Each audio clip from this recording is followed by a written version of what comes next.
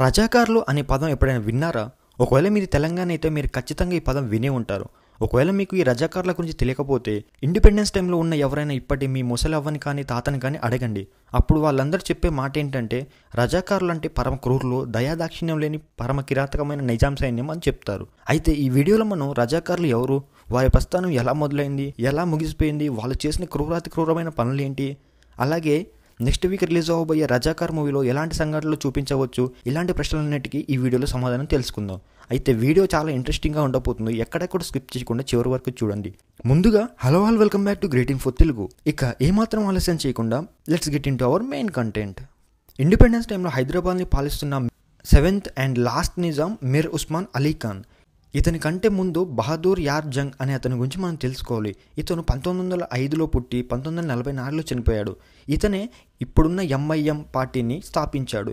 ఈయన అప్పట్లో ఆ పార్టీని స్థాపించి ఆ పార్టీకి హెడ్గా ఉండాడు. అండ్ ఈయన తర్వాత ఈ పార్టీ బాధ్యతలన్నీ సయ్యద్ కాసిం రజ్వీ అనే అతని చేతిలోకి వెళ్ళాయి.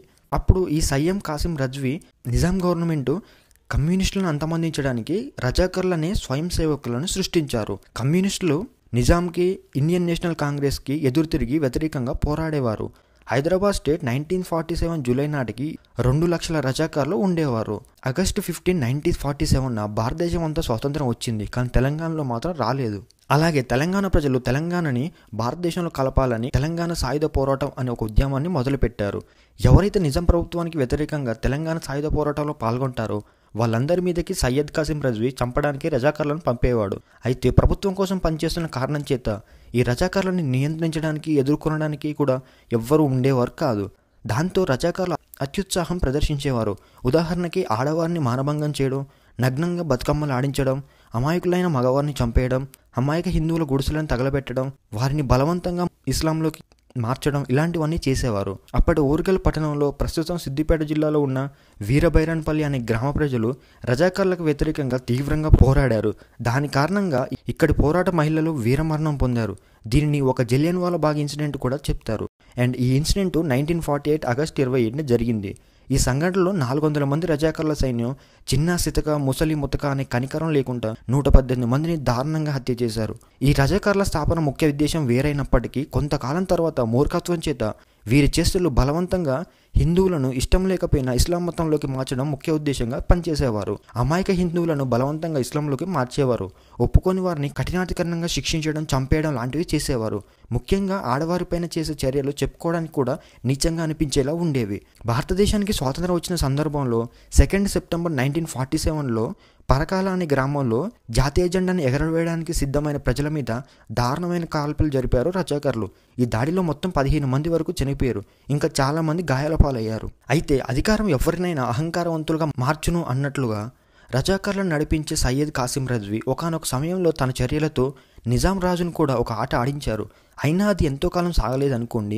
1947 సెప్టెంబర్లో భారత సైన్యం సర్దార్ వల్లభాయ్ పటేల్ గారి ఆదేశాలనుసారం హైదరాబాద్ రాష్ట్రాన్ని భారతదేశంలో కలుపుటకై మొదలుపెట్టిన చర్యకి ఆపరేషన్ పోలో అని పేరు పెట్టారు. ఈ ఆపరేషన్లో భారత సైన్యం చాలా చురుకుగా, వేగంగా హైదరాబాద్ రాష్ట్రాన్ని అన్ని వైపుల నుండి చుట్టుముట్టారు. దీనితో ప్రజలు తాను దొరికితే కొట్టి చంపేస్తారని భావించిన సయ్యద్ కాసిం రజ్వీ 1948 సెప్టెంబర్ 18 హకీంపేట విమానాశ్రయం నుండి అరబ్ దేశాలకు ఆయుధాలను సప్లై చేసే విమానంలో తప్పించుకొని పాకిస్తాన్ వెళ్ళిపోదాం అనుకున్నాడు. కానీ తను ఆలస్యంగా వెళ్లడంతో విమానం అప్పటికే వెళ్ళిపోయింది. భారత సైన్యానికి నిజాం రాజు లొంగిపోయిన తర్వాత ఎంఐఎం పార్టీ ఆఫీస్లో భారత సైన్యం చేతిలో అరెస్ట్ అయ్యాడు సయ్యం కాసిం రజ్వీ. ఆ తర్వాత భారత సుప్రీంకోర్టు అతనికి కేవలం 7 ఏళ్ల జైలు శిక్షను మాత్రమే వేసింది. శిక్షాకాలం ముగిశాక సయ్యద్ కాసిం రజ్వీ మళ్ళీ హైదరాబాద్కి తిరిగి వచ్చి ఇప్పటి ఎంఐఎం లీడర్ అయిన అసరుద్దీన్ ఓవైసీ తాత అయిన అబ్దుల్ వహీద్ ఓవైసీకి ఆ పార్టీ బాధ్యతలన్నీ అప్పగించి తన కుటుంబంతో సహా కలిసి పాకిస్తాన్లో ఉన్న కరాచీకి 1957 సెప్టెంబర్ 11 వెళ్ళిపోయాడు. ఆ తర్వాత ముసలివాడయ్యి 1970లో చనిపోయాడు. అయితే ఇప్పుడు వస్తున్న ఈ రజాకార్ మూవీని కొన్ని పార్టీలు వ్యతిరేకిస్తున్నాయి.